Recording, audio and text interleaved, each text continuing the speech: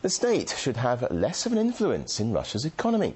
That was part of President Medvedev's vision of the nation's future, outlined at the International Economic Forum in St Petersburg this week.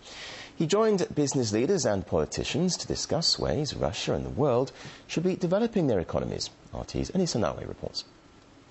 Modernization based on stifling corruption, decentralizing power and government reforms, all goals voiced by President Medvedev at this year's International Economic Forum here in St. Petersburg, where how Russia is going to attempt to become one of the world's biggest and most effective economies was laid out.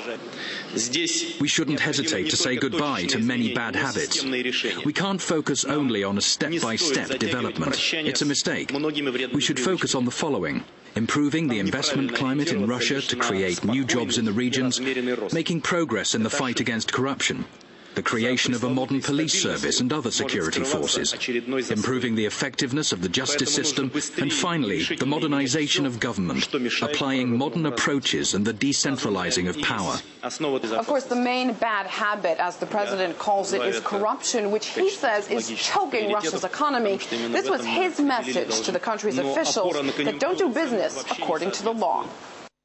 The noose around the neck of those who practice corruption should be tightened, and the whole of Russia agrees with this, without any exception.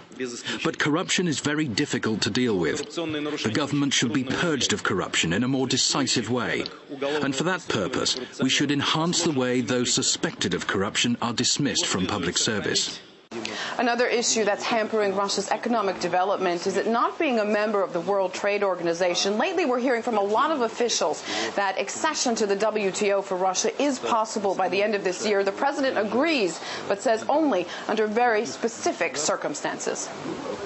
We have long been ready to join the WTO, more than many other countries, small or large. Everyone is perfectly aware of that. Still, we are asked to make an unseemly large number of concessions. This kind of approach is unacceptable. Russia will not agree to any evidently unfavorable solutions. And of course, presumably the one question on all of the minds of the business executives, the top innovators and world leaders, will President Medvedev run for re-election? Well, it was the official last question of the forum, and this is what Medvedev had to say. When I consider it appropriate to tell you whether I will do it or not, I will come out and say it. This forum is not the best place for that. One thing you can be sure of is that I won't be able to avoid making that statement. I will have to tell the people of Russia, and anyone else who's interested, about my decision. You will not have to wait much longer. Every story requires some kind of intrigue, otherwise there'll be no interest in living. So let's keep the intrigue a bit longer.